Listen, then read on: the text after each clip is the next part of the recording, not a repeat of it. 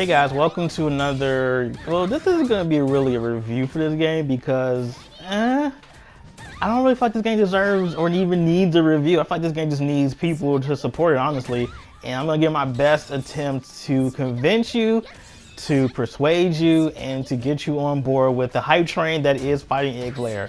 Now, this game is definitely, I would say, not your typical AAA fighting game, so it doesn't have all the bells and whistles you're used to. It doesn't have an arcade mode, so for people like arcade mode, it doesn't have that, so I'm just gonna throw it out there now. There's no story mode.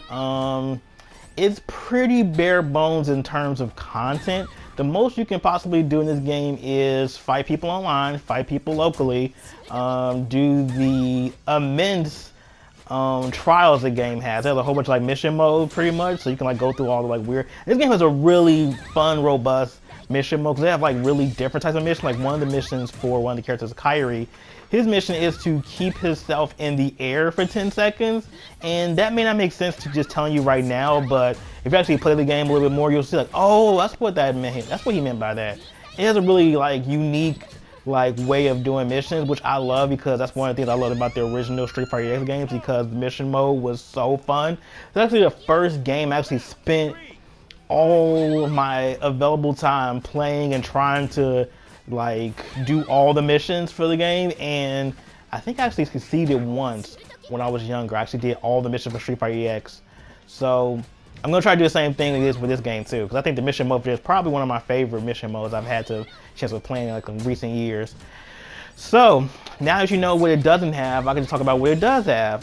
The most important part of this game is it has a really robust combat and gameplay as far as fighting is concerned. One of the main hooks for this game, the main gimmick for this game, is the Goji system, which is pretty much essentially different attributes and skills you get within the game in order to like use during fighting. It's kind of like buffs, and just pretty much buffs pretty much to your game, or it gets like it alters the way you play, or it alters your character in some way. Like it gives you different abilities. Each Goji has like a different like set of different attributes for each one, and they get activated by different things that you have to do in order to use them. Like certain Goji requires you to use a certain attack a certain amount of time before it's activated, or you have to like run across the screen for a certain amount of time, or you have to like block, or you have to do a hard knockdown. It's there are different ways to activate these Goji, and they have some really cool effects, a lot of them. I think the one I use the most is Shinobi, because it has like this one particular skill called Ghost, which allows you to like pretty much like turn invisible when you do a forward dash, which is really useful for mix-ups and really useful for trying to like, you know, throw tech and like doing some type of like, you know, tick throw, stuff like that. It's really fun. I think that's one of my favorite abilities right now. It has a lot, there's like so many Gojis to go through and stuff like that. So it's a really fun way of keeping the game fresh. It's very similar to how, what was it? Street Fighter Cross Tekken, they had the gym system, but it's not nearly as dumb as the gym system in Street Fighter Cross Tekken. Like, these aren't exactly that game breaking. They will alter the match. Like, if you pick the wrong Goji for your character that doesn't really help them, like if your character really struggles with attack power, there's definitely Gojis that will enhance your attack power. And if you're a grappler and you're not really good at getting in close, there's Goji to help you actually like improve your grab range or your throw range, so you'll be able to grab people from across the room. And there's this one Goji that like teleports you directly in front of your opponent. It's crazy shenanigans. I kind of love it, and it's a really cool throwback to like old school fighting games because it's not that fussy. It's not a whole bunch of stuff you have to learn.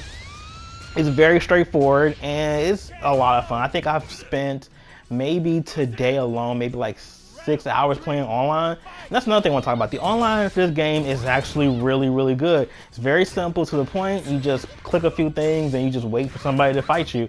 Or you can go into training mode and fight, you know, or practice before you get into a fight, and then they match you up with somebody. I haven't experienced that much lag. Like, I think this is probably one of the best online experiences I've had in a while. And I'm really surprised to have that for such a small game that this was. Like, this is a very like, this was a indie title. If everyone to know what an indie fighting looks like, a really good indie fighting game looks like, look to this or Skullgirls or 3 other games.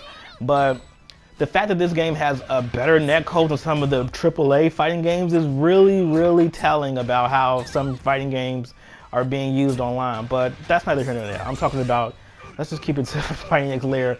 I would say graphically it's really, for what they were able to accomplish with the limited resources they did have, they've accomplished a pretty nice looking game. The only thing, some of the animations look a little weird in certain places, but overall, like, it's a really nice looking game. The textures are good. The actual like backgrounds, oh, I love some of the stages are really good, really well done. Some of them, like, I really enjoy them. It's actually a visually pretty good game for the most part. I don't have too many complaints about it visually. Gameplay is just really solid. It has a really cool like chain combo system, which is very reminiscent of games like Darkstalkers and stuff like that.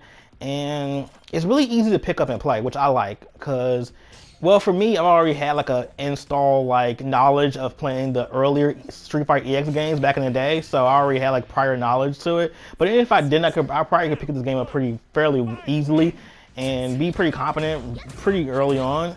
It doesn't take a whole lot. I think the game, what makes it really complex is the Goji system, and trying to figure out which ones work better for which characters and which matchups work better for different characters, stuff like that. But that's more like higher level meta and stuff like that. But just jumping into the game, you can definitely just easily like jump in, find a character you like, and boom, bam, you start playing.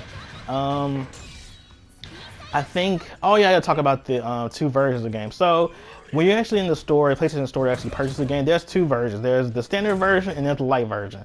The light version has pretty much all the main bells and whistles for the game, but it's missing, I believe, 1 character, and it's missing some of the rest of the Gojis. Like, there's like, I think 12 Gojis. I think you only come with 6 in the light version, and you don't get Hokuto to play with, which isn't like a deal breaker really, because Hokuto and Sarase are relatively the same. They do have slight differences, but those differences are pretty much for people who are like really into like higher level play. But just for the most part, if you're a casual person playing this game, Sarase and Hokuto are pretty much the same character, and it's really up to your personal preference which one you like more.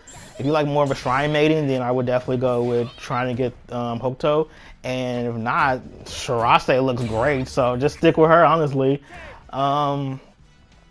The light version is $40 and the standard version is $60. So I think the standard version is definitely people who want to get like all the like nuggets and, you know, the higher play and all that stuff. If you're definitely into like really opening the game up and cracking it open, I would definitely suggest get the standard version to get all the Goji and be able to have all of them available. And if not, if you just want to just pick it up, just have like a really fun fighting game to play, I would definitely suggest getting the light version. And if you want to get more Gojis later, if you want to buy the ones you don't have, you can actually go online to the PSN store for the game and just pick them up. And you can look through all the Gojis you actually want. And actually, they actually allow you to test out some of the Gojis each week. They give like new Gojis for people who got to like light versions, so you can like try them out and see which ones you like. Because some of the Gojis don't work very well for me, and I'm like, okay, I don't need to buy that one. And so I'm like, oh man, I need to buy this one. So, or you know, you come around and you see someone online playing and they're using the Goji in a way you didn't ever thought about. That's another way, like, oh, okay, I never thought of using the Goji like this, so maybe I should buy it. So, and these Gojis like $250, so it's pretty well priced. They do have a color pack DLC. The DLC for the game is kind of like, I understand why they do it, but I just wish they didn't, because like, there's a color pack, which is like, it was like 50 colors for $10. You get it for like all the characters for the game. Then they have like premium colors, quote, quote. They're like the gold and the silver color packs. They're only for one character. Like you get the gold and silver for one character for $5. So if you have a character that you really, really love, I would suggest buying the premium color pack for that character. I did it for Blair Dane because I love her to death. So, and it looks really good on her. So really, mainly for this game, I think supporting them, this will allow them to do more stuff with the game, like add more characters, hopefully add more stages, add more Goji, stuff like that. So supporting this game would be great. It has a pretty decent size amount of like people playing it, because I didn't have much trouble finding online matches. I actually found myself having an easier time finding matches for this game than I have like KOF or Guilty Gear and all other games. Like, it was really tough to find matches for those games online. Whereas this, I'm not having any trouble. Like, I found like a whole bunch of matches. I actually ranked up to like rank 9, like overnight. So it took me like about a good 6-7 hours. But I was pretty adamant and I want to play it. But Yeah, this game is like a dream come true for me because I've loved the Street Fighter EX series deeply, and I definitely love the first one the most.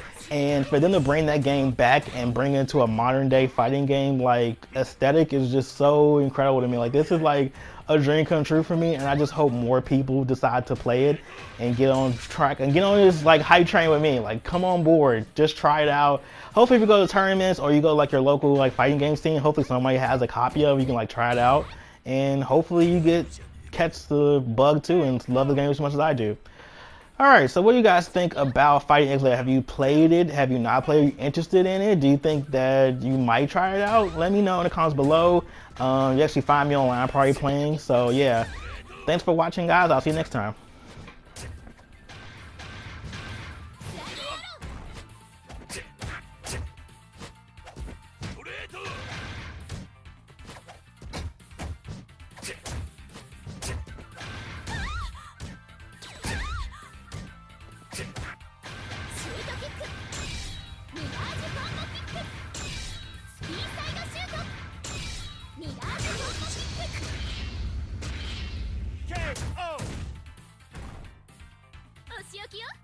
Round 3, fight!